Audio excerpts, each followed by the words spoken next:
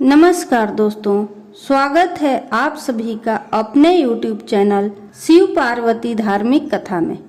दोस्तों, आज के इस वीडियो में मैं आप सभी को आंवला नवमी की दो प्रचलित कथाएं सुनाऊंगी। कार्तिक मास के शुक्ल पक्ष की नवमी को आंवला नवमी या अक्षय नवमी के रूप में मनाया जाता है। आंवला नवमी के दिन किया गया दान पुण्य अक्षय रहता है, इसलिए इसे अक्षय नवमी के नाम से जाना जाता है। आंवला नवमी पर आंवले के वृक्ष की पूजा और इसके वृक्ष के नीचे भोजन करने की परंपरा शुरू करने वाली माता लक्ष्मी मानी जाती हैं। धार्मिक प्रसंग के अनुसार एक बार माता लक्ष्मी पृथ्वी पर भ्रमण करने आईं। रास्ते में भगवान विष्णु एवं भगवान शिव की पूजा एक साथ करने की उनकी इच्छा हुई। लक्ष्मी माँ ने विचार किया कि एक साथ भगवान विष्णु और भगवान शिव की पूजा कैसे हो सकती है। तभी उन्हें ख्याल आया कि तुलसी और बेल के गुण एक साथ आंवले में पाया जाता है। तुलसी श्री हरि विष्णु को अत्यंत प्रिय है और बेल भगवान भोलेनाथ को, अतः आंवले के वृक्ष को विष्णु और शिव का प्रतीक चिन्ह मानकर माँ लक्ष्मी ने आंवले के वृक्ष की पूजा संपन्न की। माँ लक्ष्मी की पूजा से प्रसन्न होकर भगवान श्री विष्णु और भगवान भोलेनाथ प्रकट हुए। लक्ष्मी माता ने आंवले के वृक्ष के नीचे भोजन बनाकर भगवान विष्णु और भगवान शिव को भोजन कराया।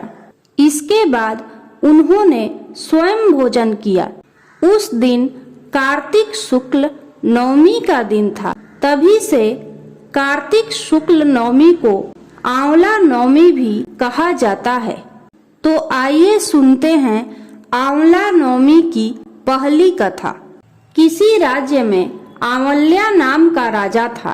राजा ने यह प्रण लिया था कि वह अपनी प्रजा में रोजाना 1.25 मन आंवला दान करेगा, उसके बाद ही भोजन ग्रहण करेगा। राजा अपने प्रण के अनुसार ऐसा ही करता था, लेकिन उसके बेटे और बहू को यह बात पसंद नहीं थी। इसलिए एक दिन उसके बेटे बहू ने सोचा कि राजा इतने सारे आंवले रोजाना दान करते हैं, इस प्रकार तो एक दिन सारा खजाना खाली हो जाएगा। एक दिन बेटे ने राजा से कहा कि आपको इस तरह दान करना बंद कर देना चाहिए। राजकुमार की बात सुनकर राजा को बहुत दुख हुआ और राजा ने रानी के साथ महल का त्याग कर दिया। फिर क्या था, राजा आंवला दान नहीं कर पाए और अपने प्रण के कारण कुछ खाया भी नहीं।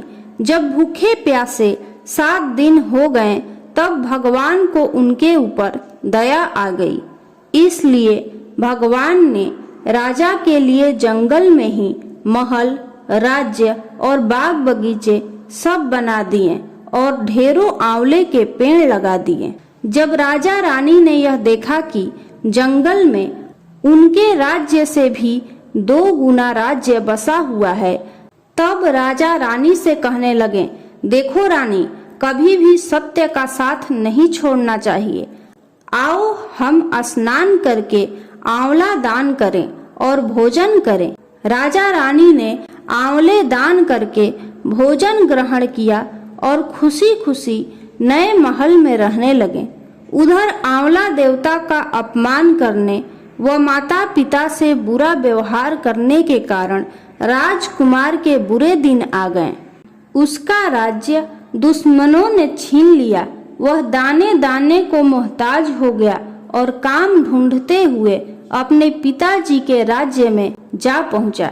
उसकी हालत इतनी बिगड़ी हुई थी कि पिता ने उन्हें बिना पहचाने हुए काम पर रख लिया।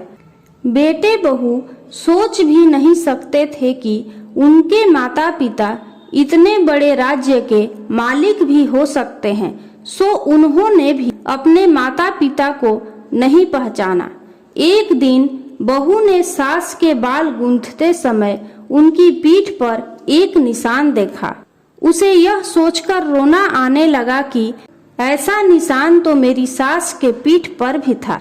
हमने ये सोचकर उन्हें आंवले दान करने से रोका था कि हमारा धन नष्ट हो जाएगा।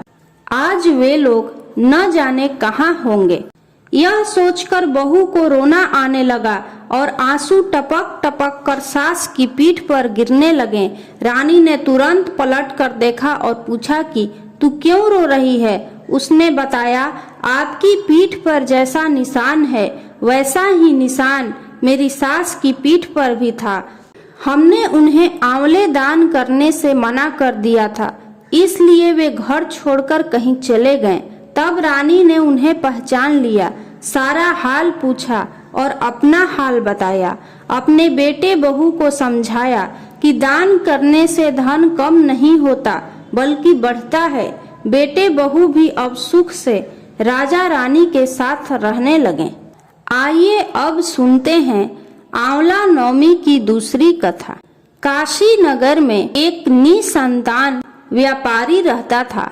एक दिन व्यापारी की पत्नी से एक पड़ोसन बोली, यदि तुम किसी पराये बच्चे की बलि भैरव के नाम से चढ़ा दो तो तुम्हें पुत्र प्राप्ति होगा।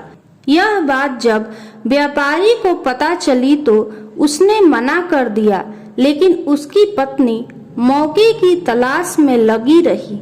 एक दिन एक कन्या को उसने कुएं में गिराकर भैरव देवता के नाम पर बलि दे दी।